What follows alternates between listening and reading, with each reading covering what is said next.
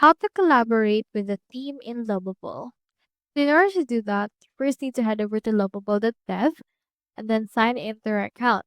So into this case, I have my workspace and you can just open the project that you wish to collaborate with people with.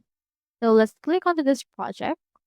And once you have done that, this will open the preview of your project as well as the Lovable chat. Into this case, if I want to actually share it and have people edit it together with me, you can head over and click onto this edit option or invite option that we can see right here in order to invite collaborators. So in here, you can invite via email, or you can also invite using creating a link for them to actually access it without you getting their email.